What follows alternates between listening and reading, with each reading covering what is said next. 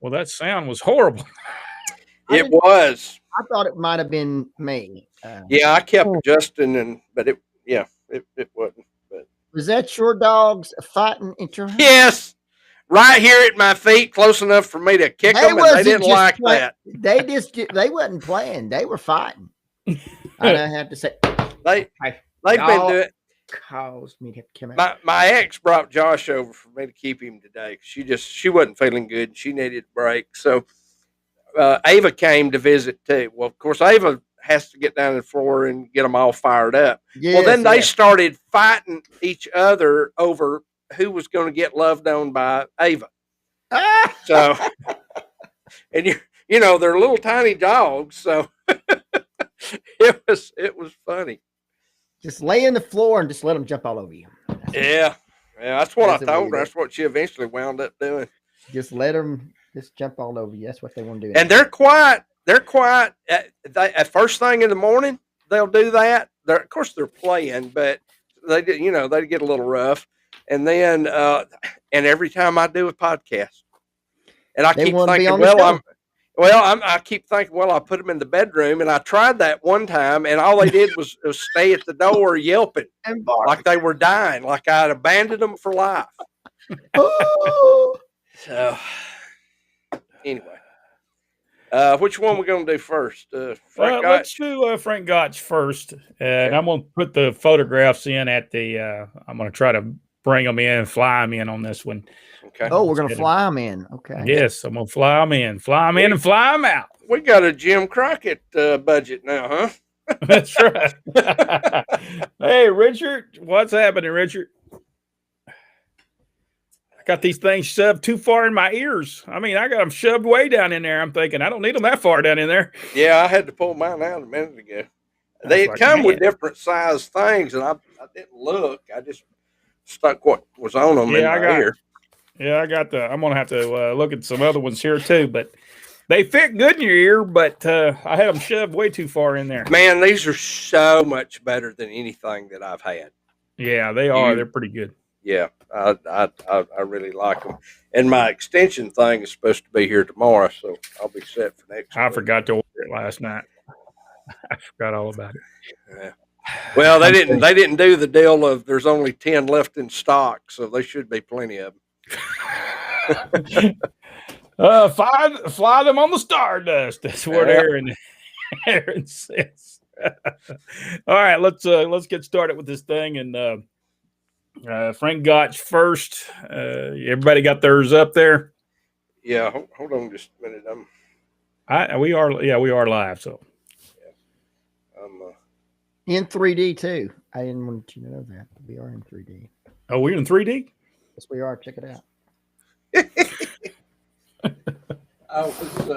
I had turned it over for the feed to start on the Hall of Fame ceremony, and for some reason it just kept spinning, so I had to reset it where I could see they're inducting the British Bulldogs right now.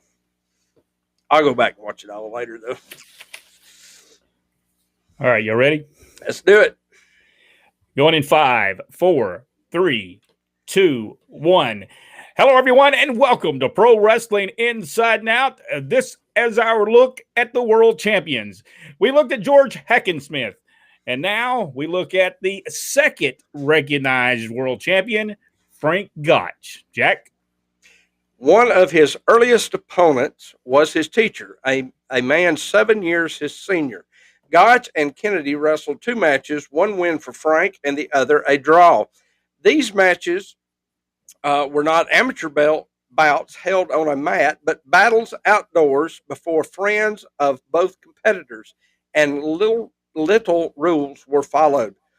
The bouts were shoot matches, as all of Frank's early contests were, and provided a strong training atmosphere for the young grappler. He built his toughness against Humboldt County's most interesting fighters, wrestling in the streets, on snow or grass, in the dirt, and in farmhouses. Gotch's initial professional match took place on April the 2nd, 1899 in Humboldt. Neither of the individuals on the original bill had the name Gotch. But after one of the men failed to appear, friends of Frank began to persuade him to step up to the challenge made by the man who did appear, Marshall Green, a local farmer. Legend has it that even Humboldt's mayor, Richard Gray, helped convince Gotch to compete, which the latter did, and using a stranglehold to beat his opponent. During an interview with Joseph B. Bowles in 1913, Gotch said, I won my first professional match at Catch Can Wrestling with the stranglehold because I didn't know any better.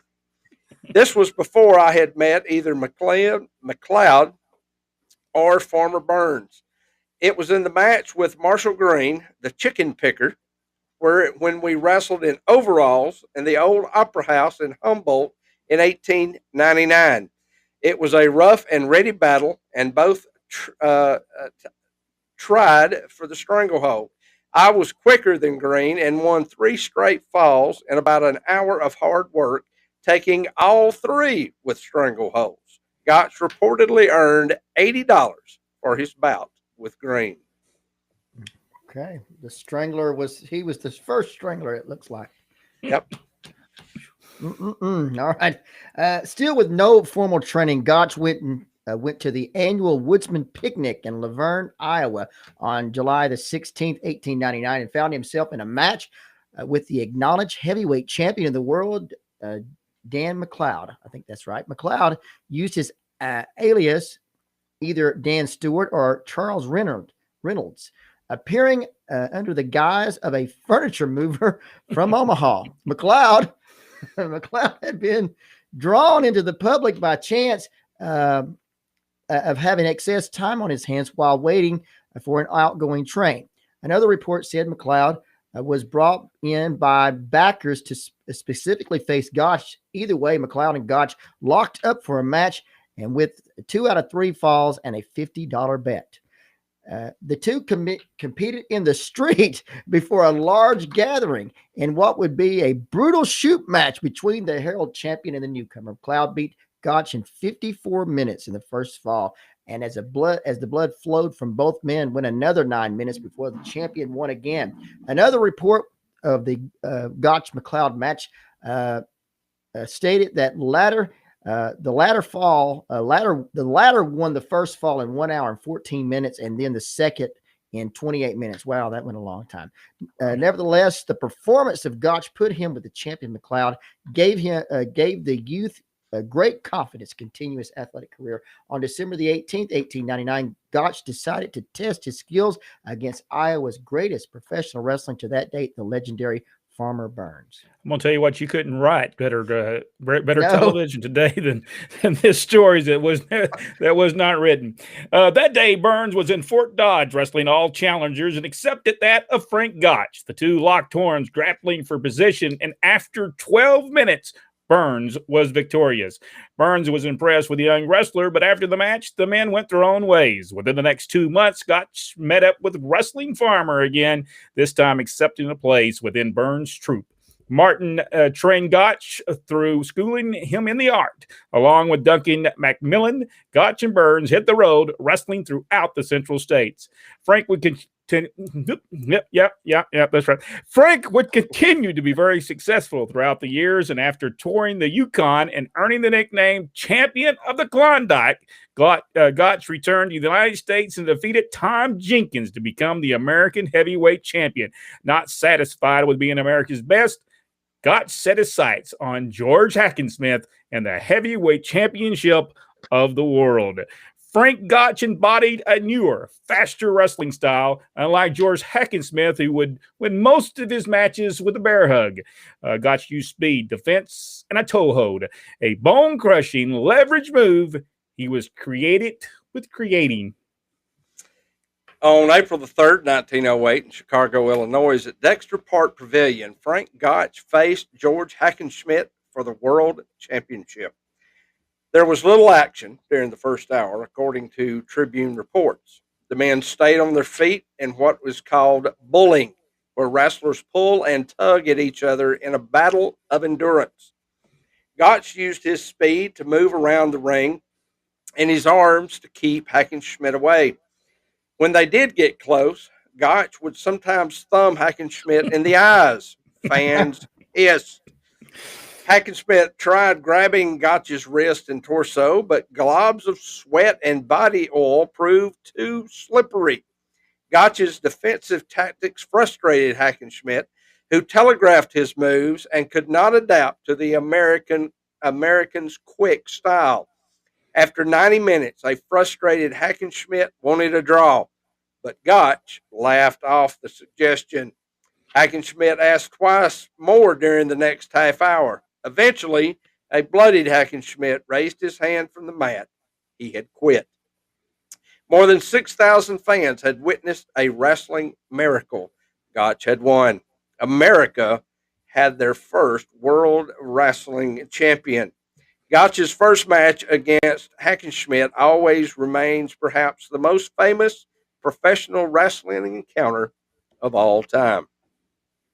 Now, let me get this right. How long did this thing? 2 hours? Is that how long the match went? Wow. 2 hours. And hey, and I'm going to tell you that one guy was doing the old body oil trick. Apparently so.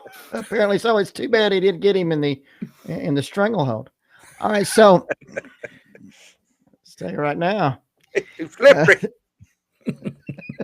An undisputed freestyle heavyweight champion of the world, Gotch spent the next 3 years establishing his dominance over the sports, defeating the likes of Jenkins, Dr. Ben Roller, and Stanislaus Zabisco. Stanislaus Zabisco. There you go. Who was believed to have won over 900 matches before falling to Gotch on June 1st, 1910. The victory over Zabisco was particularly spectacular as Gotch took both falls in slightly less than half an hour and thoroughly dominated Zabisco. He took the first fall in just 6 seconds with a surprise move and a quick pin, and won the second fall in only 27 minutes. Gotch outmaneuvered and outclassed Zabisco every second of the match. George Hackenschmidt and Frank Gotch were major sports superstars in the early 20th century. Fans of all ages collected cabinet cards and postcards with their images. They read their books and devoured articles about them in the newspaper. Their epic matches were front page news around the world, akin to today's Super Bowl and soccer's World Cup in terms of garnering global attention, and helped to launch the organized amateur wrestling in the United States in the early part of the 20th century. In fact, a large number of high school and college wrestling programs can trace their roots back to the 1910-1920s, the era when Hackenschmidt and Gotch were still household names and highly respected athletes. Gotch was also a major sports superstar, often called the Hulk Hogan of his day. I don't believe that he was called the Hulk Hogan of his day. There's no way. No. There's no way he could be called the Hulk Hogan. Well, I think they're saying that of his day, he was what Hulk Hogan was. I think that's what they're trying to say there. Okay. All right. Anyway, he lifted professional wrestling to new heights of popularity. When it became the world champion, there were not many sports competing with wrestling for public attention. There was no American to capture the nation's fancy until Gotch, and none of the other great professional wrestlers had either the amazing physical attributes or the gifts for self-promoting than Gotch possessed. Furthermore, the United States was beginning to dominate some of the world's major sports. Americans already dominated boxing, and within a decade began to dominate golf and wrestling. So, boxing too. Well, I can understand boxing, but to dominate golf. Well, somebody's got to dominate it. That and cheerleading. I mean, come on. When Gotch defeated Hackenschmidt, by the way, all you golf, send your letters and stuff to Rodney West. When Gotch defeated Hackenschmidt, the domination of professional wrestling passed to the Americans. In addition, many matches had still been conducted under Greco-Roman wrestling rules, but this match caused Greco-Roman to forever be replaced by the more exciting catch-as-catch-can style. Because of both his superior ability and his gift of self-promotion, Gotch became one of America's greatest sports idols. Gotch made professional wrestling a big-time sport in his day. He drew larger audience than the heavyweight champion of boxing when defending his title. It would take a few years, but a rematch took shape on May 1911 between Gotch and Hackenschmidt that squared off on Labor Day in a ballpark that would be renamed Comiskey Park, which drew a crowd of nearly 30,000 spectators and a record gate of $87,000, the equivalent of well over $2 million today. Gotch would receive $21,000 for the match. Hack's camp did not divulge the term of his contract. This was a big money match, but there was a secret. During Hack's training, he hurt his knee. He wanted to postpone the match, but everyone told him to keep it quiet. That was too much money at stake. The champion entered the ring, which had been set up between the pitcher's mound and the second base. As the band played the Star Spangled Banner, fans still was settling into their seats, cheered. Hack, wearing full-length tights for the first time, made his way to the ring. Fans knew something was wrong. All bets had been declared off before the match. Rumors started to circulate. It's not known whether Gotch could feel Hackenschmidt's bandages, but he soon zeroed in on Hackenschmidt's legs. The first fall came at 14 minutes and 18 seconds. Gotch had Hackenschmidt in a reverse body hold and then used a crotch and neck hold to subdue the stocky challenger. After a 15-minute intermission, the match resumed. It would end less than 6 minutes later. Gotch lunged at Hack's legs and took him to the mat. Gotch reached down and grabbed Hackenschmidt's foot. Gotch gave the foot a few twists to warn the Russian Lion of what was about to happen, and the bone-crunching toehold, and Hackenschmidt quit. Gotch reigned as the world heavyweight wrestling champion from his first victory over Hackenschmidt in 1908 until he retired in 1913 after defeating Estonia's George Lurich April the 1st, 1913 in Kansas City, Missouri. He retired as world champion. An 8-foot-tall bronze statue of Gotch atop a 3-foot pedestal stands in his humble hometown of Humboldt, Iowa, honoring its favorite son. At 5'11", 210-pound native of Humboldt, Iowa, was one of America's most popular professional athletes from 1900 until his retirement. Gotch became a celebrity that he was in demand for public appearances everywhere. Once, while attending a Chicago Cubs baseball game at Wrigley Field, nearly every member of the Cubs team came to his private box and asked for an autograph. He starred in a play called All About a Bout that toured internationally. The world heavyweight champion was even invited to the White House by President Teddy Roosevelt. What a spectacular story on Frank Gotch. One of the greatest, probably one of the greatest world champions of all time. The second world champion that was recognized by the actual media. Now, there were probably other world champions. Okay, there were probably other world champions, just like there are today. But I think that was who they recognized as the world champion.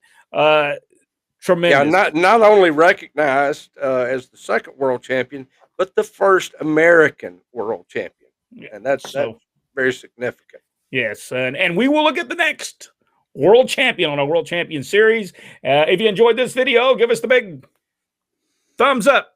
Subscribe to the page if you haven't already, and go one step further, hit that notification bell, and it will let you know every time that we upload a video. And share the video. And Rodney, you seem like you're dejected over there about something. I'm not sure if that crotch and neck hold was legal. I believe that was an illegal maneuver. That was a Hulk Hogan move. We'll just leave it at that. We'll see you on the next video. Oh man. Okay, let's get this right now. Okay, let's get this right now. Gotch hold was the toe hold. I Right. think so. Yep. And then Hackenschmidt hurt his knee. Yeah. And it just so happened that he used his bone crushing toe hold, as Jimmy Golden would call it, toe hold. Yeah, on him. I believe And he that was. quit. I don't believe that was a real professional wrestling match. I think I that'd have don't been a think little. so either. I think that was a little, and for whatever reason, everybody stopped the bets. If you notice, they stopped betting once that happened. Yeah, that illegal. It could have been an illegal toe hold. Did y'all find out how lights out match can end the DQ? Yeah, the booker decides that that's going to happen. Yeah, there's any number of ways that you can do that. You can have multiple referee bumps, and then they finally just somebody goes out and just calls the match, or something like that. It don't make any sense. No, it doesn't make sense. We've had no disqualification matches in, and typically that would happen under the Fuller's tutelage. They're the kings of having a no disqualification match and having disqualification. And this is what we talked about this. We've talked about this before, but that does hurt. It does hurt you in the long run when you do stuff like that. It takes away that credibility the wrestling business has, and that's again. We'll get further into this and talk about it. Why territories died. It was not Vince McMahon. And we will tell you, and we will chronic when we get to Continental Wrestling. That's the reason we're doing Continental Wrestling, and we're looking at how good it was, of how bad it became, and there was other things in there too that we will say. We've got all the books. We got the books of 1986, 1987, 1988, 1989, and we'll show the progression, and that had nothing to do with Vince McMahon. So. No, I'm not saying that the belt was should have been held up. I'm saying there was a little bit of conniving there. When you have that kind of money involved, they don't want to give that money back. They didn't want to give that money back with a huge crowd. Yeah. Great crowd though, and they crowd. think today the wrestling business is popular. Can you believe that? 30,000 people. It really is amazing of how arrogant and condescending some wrestlers and wrestling fans are today.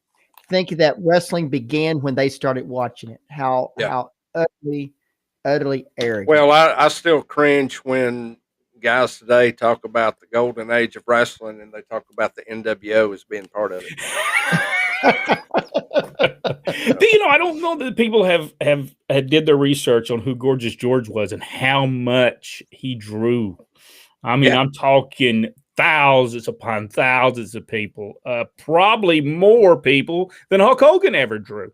Oh yeah, in wrestling. And there's people that we're going to talk about, this world champions coming up, that were even bigger than Frank Gotch was, and that's that's saying a lot. And George Hackenschmidt mainly drew money in overseas more than he did over here, but. I mean, it's incredible the amount of people they drew. I mean, if you look at Billy Wicks and Sputnik Monroe, they drew more money in Memphis than Jerry Lawler did. Yep. But Jerry Lawler is the newest one, so they don't really talk about that as much. And that's Richard Hood said we had jokes tonight. Yeah, we do. Those are free. We don't even charge you for those. No, those are freebies. Huh? Well, I mean, that was the way that was written. I'm thinking he's using a stranglehold or he's choking people out. Is that what we're being led to believe? Hello, everyone, from Terrence Hardy. How you doing, Terrence? Terrence, it was Clay that said that one of our videos didn't have a video to it, but I checked it today and it did. No. Maybe it didn't have video when he went to watch it for whatever reason. And that could happen. That could happen. And by the way, folks, I did post the video that was supposed to be on the supporter channel. I did post it. It just, when I went to check it, it said error on it. So tomorrow you will have the one that you were supposed to have Sunday, because I don't know why it didn't send out. But we will, You know, it's happened twice. So I don't know what's happens with that. Someone tried to restart Continental Wrestling pre-COVID and it shut down. Did Wrestle America buy them out? Because I see much of the same talent there. Now, I think this Ben Masters has something to do with that, doesn't he? Ben, yeah, helps with that. Gosh, and I can't remember the guy's name. Dennis Gale? Dennis Gale is the promoter. And as far as I know, they're going to start back up once all the restrictions and everything are lifted. The athletic commission has made it darn near impossible, and you can replace that darn with a more strong word if you want to. For us to do shows here in the state, that's why Wrestle South. We have waited for a year to try to do anything because it doesn't do us any good to try to go in and run a building that we got 25% occupancy rate on. So, and he was in the same boat. They were running an annex building. I think they could only seat like 600 there. So, you know, if you can only seat 200, 300 people, whatever, you can't make money that way. So they're on hold, but they are coming back. Ben is very instrumental in helping Dennis run that. And I don't know if Dennis helps with Wrestle America. I don't know what their working relationship is. But Ben is one of those guys that he'll help anybody. You know, that's trying, as long as you're trying to do a quality show, Ben will bend over backwards to try to help you. Aaron, I think we already said that he said, right? You said the bell should be held up. Aaron also said we don't know history. You know, but you know what? It's so easy to find history now, and I think really and truly to be a professional wrestler today, I think there should be some type of deal that says to be a professional wrestler, you need to know what happened in professional wrestling. Well, I wasn't around during Hackman Smith time. Richard Hood also said that the fans don't know today, and you know, I understand if fans don't know. Yeah, I do. But if you're inside the industry, you should know your history, and there's no excuse for it. You know, I had to struggle. You know, when I was coming in, you know, to find out stuff like that, you know, and now it's so accessible. You know, I answer questions every day from people that ask me questions, and it's not like I'm the smartest guy in the world. I'm not, but I can Google anything and come right back with an answer of some kind. Yeah. So, you know, it's not like Jack Veneno died today, and you know, there were people that were completely unfamiliar with him or the Phantom title change with Ric Flair or the story behind that. And, you know, people were fascinated. And I'm thinking, you know, that's out there, folks. Well, we are going to tell that story because I didn't even know about it. You know, like the story I just did on Frank Gotch, that was took from about 6 different places. And I just took it and it took me about 3 hours to find all the stuff just to do. What do you think we did? 15 minutes? Yeah. Maybe 15, 20 at the most. And it took me over 3 hours to find all that stuff, put it where it needed to go, and it was 6 different places. Frank Gotch has got a website. There's a Frank Gotch website, and there's a bunch of stuff there. There's a bunch of actual stories you can find from newspaper articles of that time period. And there is, while I'm thinking of that, there's Maurice Tillet, who was the original French Angel. There's a guy that's he just fell in love with the history of this guy, and he has a tremendous amount of stuff. And I want to get in touch with him about coming on or just providing information for us. I think that's a fascinating story right there too. I mean, there's all kinds of people who are preserving the history out there. You just got to go look for them because they're there. Hey, somebody had sent me a thing they wanted me to post. It may be too long to post. Jack just left us for some reason. It may be too long to post, but at some point, Missy Hyatt and what's the referee's name that was in? Did you get knocked off there? Apparently, I did. I don't know why. I've got full signal. But what was the referee's name in ECW? The one that was from Florida. Yeah, the one in the Florida referee for Florida. Alfonso, was that his name? Yeah, Alfonso. Yeah, well, evidently, Missy Hyatt and Alfonso, they were on like a judge show, Yeah. And I can't remember the name, but he wants to say he's got the whole story and he sent it to us. He wants us to post it. But I think it's pretty long. We might have to do a video on it because that thing, I don't know that somebody will read Well, all that. sure. Yeah, let's have him on. Let's talk about it. That'd be Now great. he won't come on. I tried to get him to come on. He won't come on. Oh, okay. But we may have to do we actually do a video of it because this thing's long. It tells a whole story, and I don't know that somebody's going to read all that on Facebook. Yeah. They might, but I doubt it. I think it'd be great to tell the whole story. Yeah, they went on there and Missy, I don't know. I didn't read the whole story, but folks need to watch the old matches on YouTube. Robert Gray, I agree. Any thoughts on the A&E upcoming series on retired wrestlers like Steve Austin, Shawn Michaels, etc.? I think they'll be great. Yeah. I'll watch them. I'll watch stuff like that. I thought places like that do a much better job on wrestlers who are still alive. It's when they've passed and they go back and they try to tell these stories without fully researching is where I have my issue with Vice or any of them. They get real close, but they don't. They ignore a lot of stuff that if you're a fan, you know about. All right, y'all ready to do the old WCW? Their tour. Or I guess that would be the original, wouldn't it? That'd be the original World Championship Wrestling. All right. Going in 5, 4, 3, 2, 1. Hello and welcome to Pro Wrestling Inside and Out. This is our look at the original World Championship Wrestling. No, not the Turner Balt promotion, but the glory days of Australian pro wrestling. Rodney, start us off. That's right. This promotion started not in Atlanta, but in Australia. Yes, Australia was once home to one of the most profitable territories in the world. The company ran shows from 1964 to 1978. During its heyday, it was the most watched sports on Australian television, achieving a rating of 14 on Aussie TV, according to World Championship Wrestling commentary Mike Cleary. Wrestling weekly television was the biggest reason for the popularity of World Championship Wrestling, with the time slots every Saturday and Sunday at noon on Channel 9.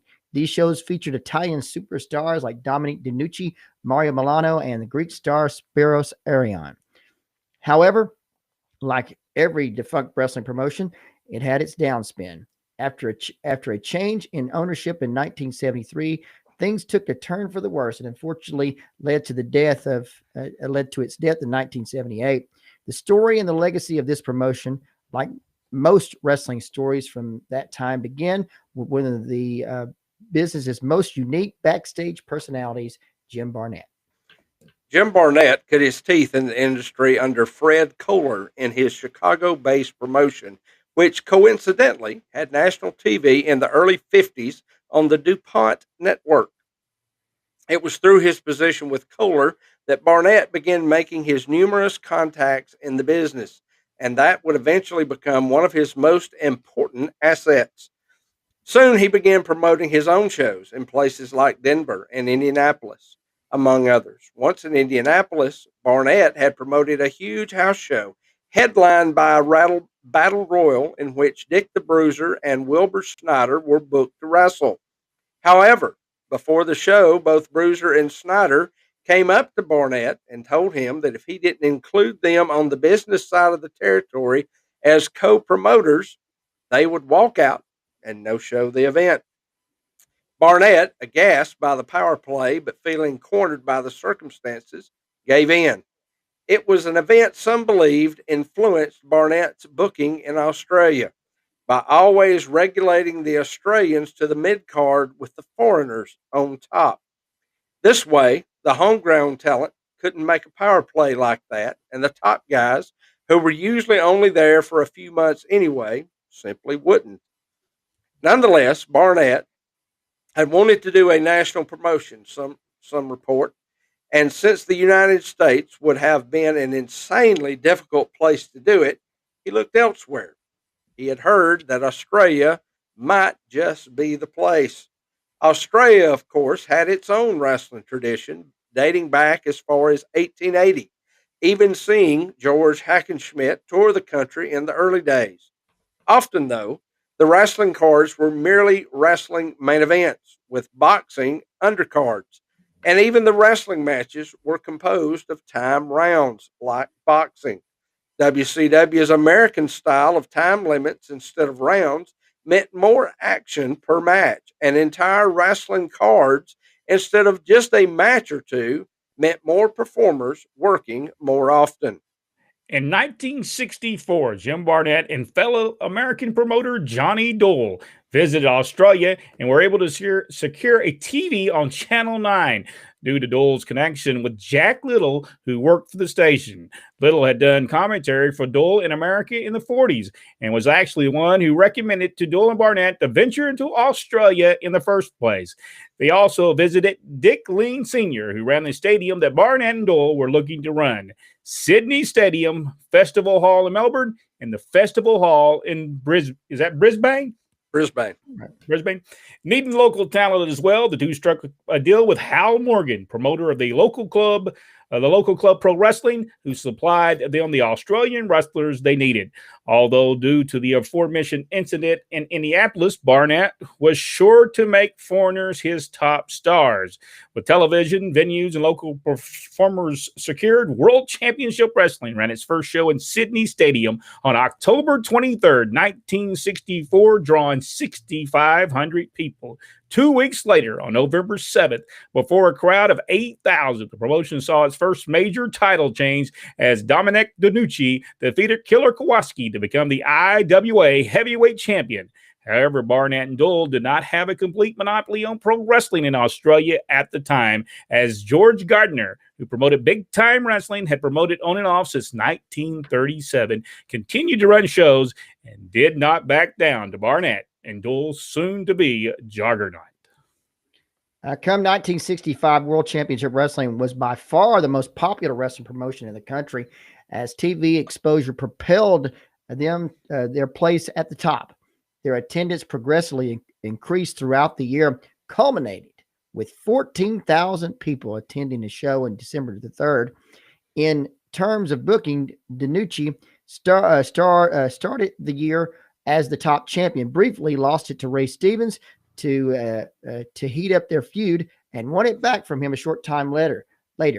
In a resurrection to their feud from Roy Schreier promotion in San Francisco, Kowalski won it from DeNucci to be the transitional champion, so they could get the belt on Spiros Arion, the Greek babyface who would close out the year as champion.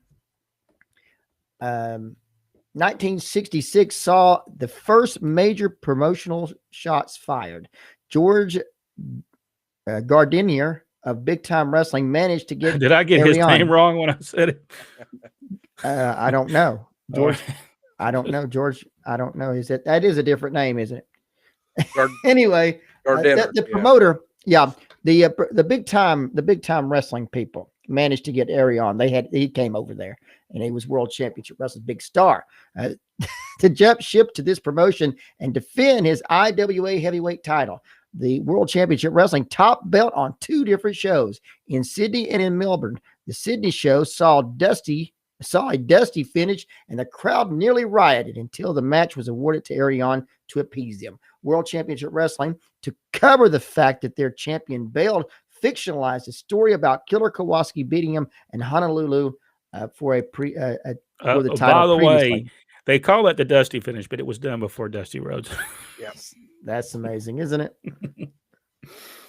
it? Barnett and company soon retaliated. George, I'm just going to say Gartner.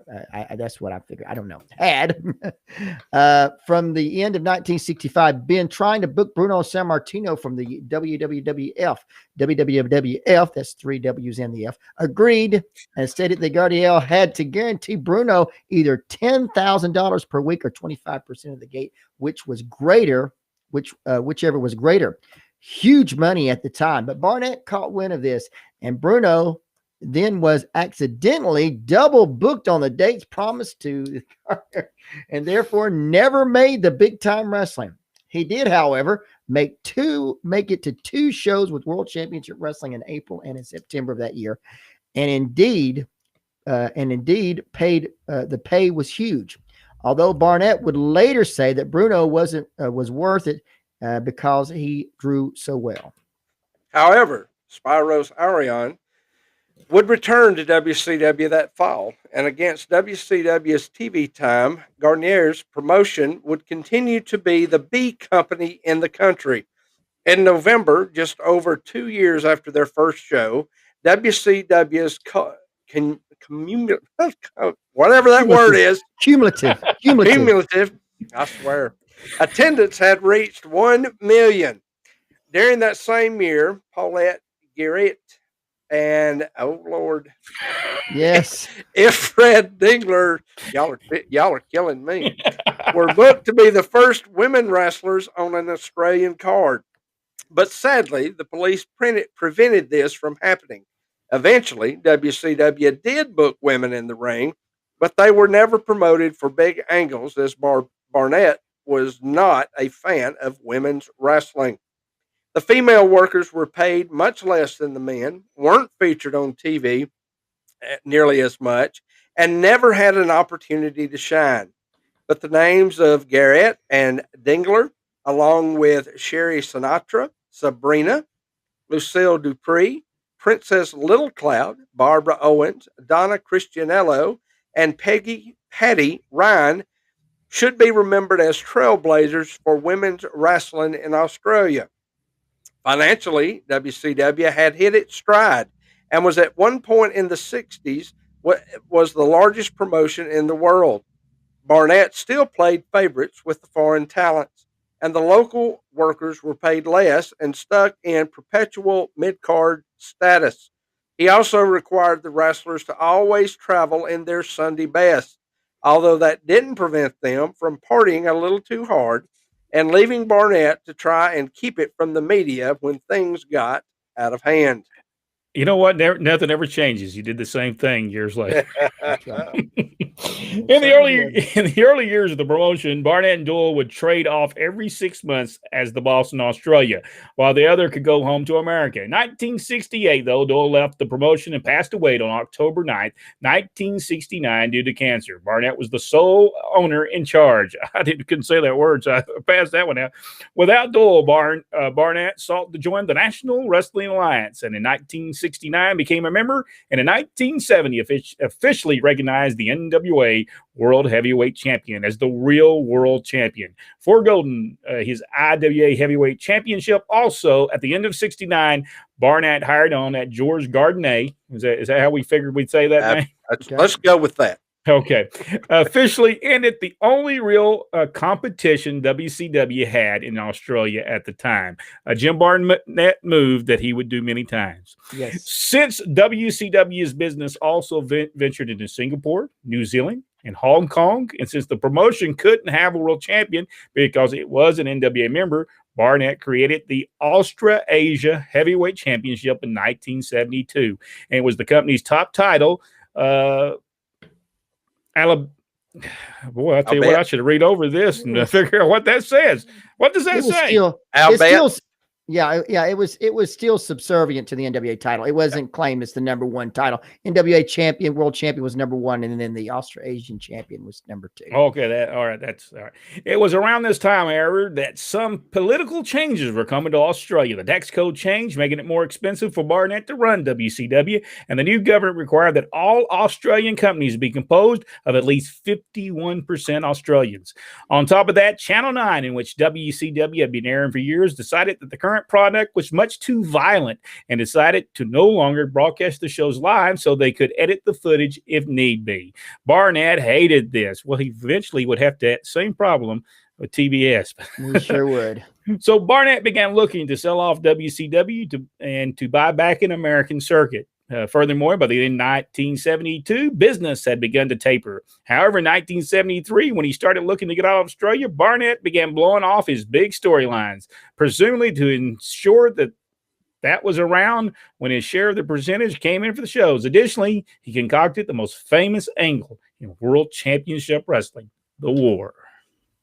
Yes, and this you can see. There's bits and pieces of this on YouTube, and it's really, really good. Beginning in April and lasting until fall, the war saw groups formed around Mark Lewin, the babyface leader, and Big Bad John, the heel leader. The feud was marked by its violence, blood, and brawling, highlighted by either 6-man or 8-man cage matches.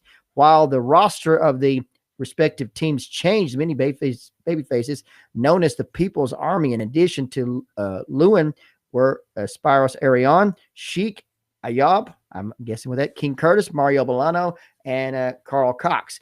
While the heels were Waldo Von Erich, Bulldog Bauer, Hero and Hito, Abdullah the Butcher, Tiger Singh, Blackjack Slade, and others. The angle was a financial success, although business dipped towards the end because of how long and intense it was. Yeah, it did last a long time. Also during the year, the NWA World Champion Jack Briscoe had 4 different title defenses during the visit.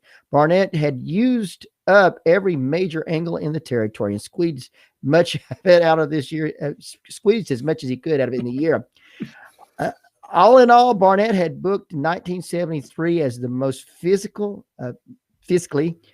successful year in the history of World Championship Wrestling. And then he sold his shares in December and was gone by the new year. Thus was the beginning of the end for World Championship Wrestling. Let's see. There had been a promotional war going on in Georgia, and one of the promoters there was looking to bring in the right guy to win it. It was there Barnett had found his out from Australia and bought into Georgia Championship Wrestling. He had sold controlling interest to Tony Coloni, is that right? An American businessman who made the purchase through he and Barnett's mutual acquaintance, Eddie Graham. Coloni had no knowledge of the wrestling business. Thusly, neither did any of the corporate people that bought wrestling here. His brief run as the promoter and his brief run as promoter is regarded as a failure. Go back to what I said about corporations. Although the one positive he did accomplish was bringing Andre the Giant, who always created good business wherever he went. Coloni didn't have the international wrestling contacts that Barnett had, so he had to make do with the talent he had, which meant that the roster got very stale very quickly. The promotion was dying. When the time came for the TV contracts to expire, the station did not negotiate a renewal, preferring instead to give the TV to Cricket. The final episode of World Championship Wrestling aired on December 16th, 1978. What's worse, almost none of the footage has survived. Film was not archived after airing in those days, and once tapes were introduced, they were taped over with another program the station was airing. Very sad stuff. But I want to tell you, look at why they brought. Now we kind of see why, and we're talking about the War of Atlanta on our other. See why they brought Jim Barnett in to handle that, because he had already done it in Australia, so they knew he could handle Ann Gunkel, and they knew he was good at doing it, because instead of making them enemies, he makes them part of the company. By the way, Jim Barnett would teach our father to do the same thing to promoters in Georgia, and did it many times in Georgia, and he made them become a part of Georgia Championship Wrestling, and he did that many times. And so Jim Barnett, very smart man. Not only there, but in Gadsden, Alabama as well. Yeah, he took a guy named Wayne Simmons that was promoting wrestling in Gadsden, Alabama, and went to him and said, "Hey, you'll make as much money, you'll make more money if you promote with us. We'll give you a percentage of every gate that we do in Gadsden." And it was a very successful business For many partnership. years. It's that first year or so when we were outside at that amphitheater, and I guess, is it still there? It's still there, right across that just place a few blocks from me. That was packed completely out every time they did it. There were people peeking over the wall.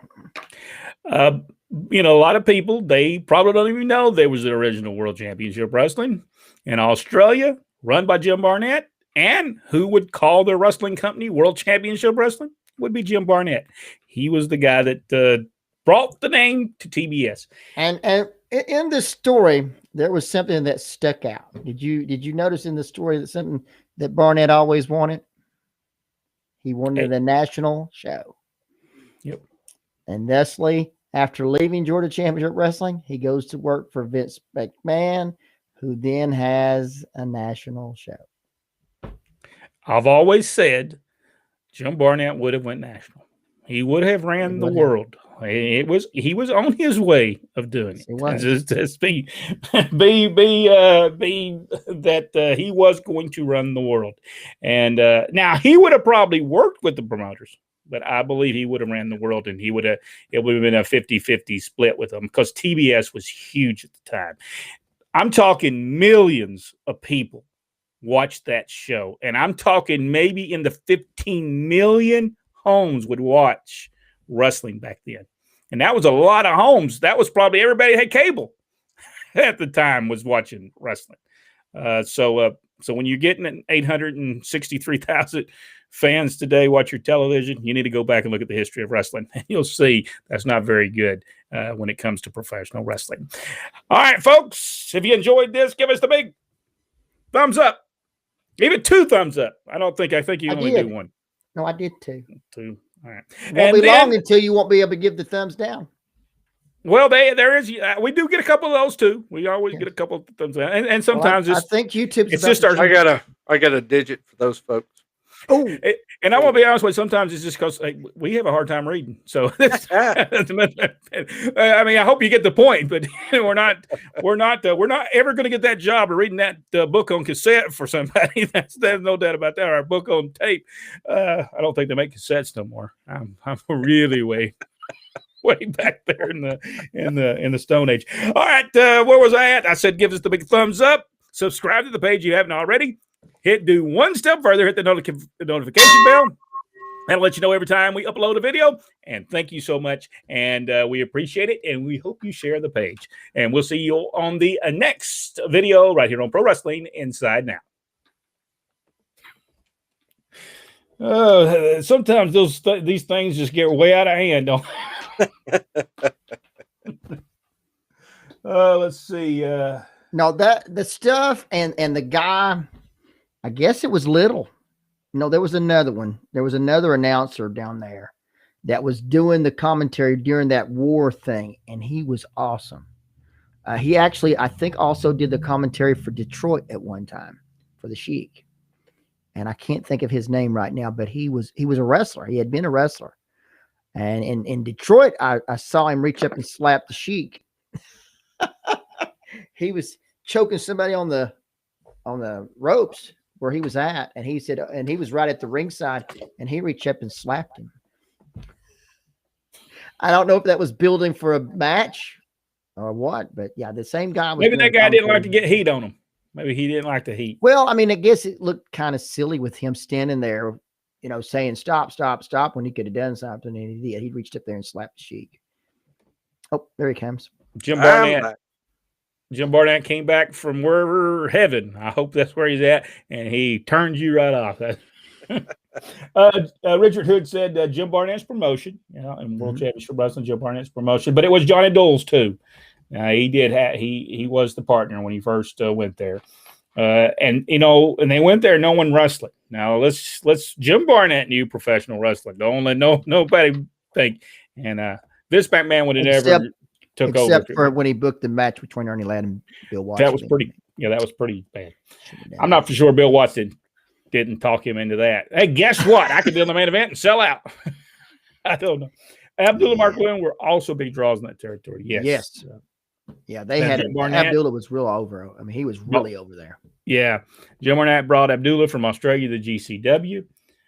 Jim Barnett pulled Jerry Jarrett from Memphis to book Atlanta doing the Wrestling War. Yes, and Jerry Jarrett did a tremendous job during that time, and that's how our father Ron West got there, through Jerry Jarrett. Charles Bell Flower said, did Mr. Wrestling 2 smoke cigars? I believe he did. I remember him doing that. Not all the time, but he did smoke some. Yeah. I saw Johnny Work smoke a cigar in 1968 after wrestling two, one a week when I worked for 99. I never mentioned that I ever saw him smoke in 1968. Yeah, I believe he did, but I don't think he did. I don't think he did a lot because I made all kinds of trips with him. And I don't remember him smoking. And it was normally Well, if he did after matches, it wasn't. Yeah, most cigar smokers we don't smoke daily, and we don't smoke around everybody else because quite honestly, we'd kill you. Well, I know that he didn't smoke with us because cigar smoke. Dad tried it before, but it gave me such a terrible headache in the car. It was so bad. Oh my boy! Yes, Jim Barnett was a character, and it was always treated us great though. Man, he treated us every time he saw us. He treated us. I mean, we didn't have long conversations with Jim Barnett by no stretch of imagination because we were kids. He wouldn't go have no long conversation with us. But when we were around, he treated us really good. And it's true. When he cleaned everybody out of that box in the Omni, he left us alone. He did. He didn't say a word to us. Said everybody else out. Oh, y'all are okay. And move on. He didn't say another word. Dad, after that incident, bought us tickets for the third row, which we loved. And we were at the third row at the Omni, and he came and got us after the first match, and we were mad. And he said, no, y'all sit back. I said, we thought we could sit back there. No, he said it was okay. Because he said, Barnett would ask. He said, is your boys here? I don't see them. He said, no, I got them sitting down at the, oh, no, put them back in my box. Don't put them back there. Yes, he was good. And we went and done some stuff for him in the office, and that's when we threw away all them tapes. And but he was always nice to us, and he always took care of Christmas. He even buy stuff for Christmas, and Jim Barnett was he was always, and he took care of Dad the whole time he was there. He took care of Dad, and if Jim Barnett would have been there, Dad would have been there as long as Jim Barnett would have been there. But 3 months after Barnett gets threw out, Ole Anderson fires Dad. So and it's because Ole could never fire Dad, and I think that he couldn't have because he didn't work for Ole. He worked for Jim Barnett. So Charles said, "I was wondering if he was smoking cigars I gave him or throwing them out of the window." No, he probably did smoke them. I don't think he would have thrown them away. Now let me think about this. Did you give them to him like in a big envelope? Because I remember somebody I remember him having I think it was a big envelope. Well, he said this was in 1988, 89. And I think the last time we worked with the two was in 1987, wasn't it? Okay. Well, I remember him having cigars. We did work with him a little bit in Harry Taylor. That's right. When Harry Taylor was running wrestling. But that was a story we can share one day as well. I had left Jack in Rainsville, Alabama, holding the bag down there. I called him and said, Jack, I ain't gonna be in Rainsville. I just quit. Left him by himself. I made it. If I remember correctly, I think I yelled at a lot of people that night the first time. So it was a good experience.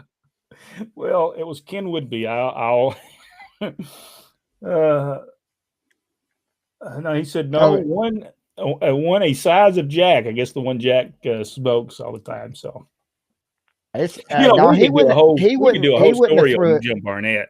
Now he wouldn't have thrown it away. I just tell you. No, he wouldn't have done. You know, it was funny because we lived in Wrestling 2's house, and do you know that he had letters and stuff from people who sent it to him, and they were in boxes, just boxes and boxes of stuff up there. And me and Rodney went and read through it, every bit of it when we lived there, but it was boxes of it. He didn't throw it away. Yeah, he kept the letters and stuff that people sent him, and to me that was something else because I'd say most didn't do that, but he did. Well, I don't have a tremendous amount of fan mail, but I have a binder over here that I've put all up. I got a request for a autographed picture from Australia yesterday that I mailed out today. Wow. I can see saving that stuff. I don't know if I don't know if it got moved to Hawaii or not when he moved there, but But I'd say it did because all his programs and stuff got sent there. Yeah. They went there, so they could have. Robert may still have that stuff sitting there. I still want to see Olivia's the book robes and stuff that she made for people. I would still like to see all those. All right, guys, are y'all ready to get off of here? I think we're done. Had about all the fun we can have for tonight. Yeah, oh, wait a minute. I need to kill a few more minutes because the NWO is getting inducted into the Hall of Fame. Oh, no. Okay. Yeah. Folks, thank you so much. And I will, I'm getting off here right now and making sure to put that video on that didn't redo it and try to get it back on for tomorrow, the one that's supposed to be the Sunday. Thank you all so much for supporting us, and we'll see y'all next week. We're going to go back and review Mid-South Wrestling, World Championship Wrestling, and Continental Championship Wrestling. We'll be doing that next week, and then I don't know what the other things that we're going to do, but I think the Mondays and Tuesdays live shows, we're just going to talk. We're just going to start talking professional wrestling, nothing in particular, because we don't always get through all our questions and what people are talking about. So I think it's more important to get through that. Don't you guys think so? Yeah, I enjoy that. So I think what we're going to start doing on Mondays and Tuesdays, so that way we get through everybody's questions and what they're wanting to talk about. All right, guys, thank y'all so much. We'll see everybody next Tuesday. He said, run to the kitchen, grab a sandwich during the induction. That's what Sir Kim said.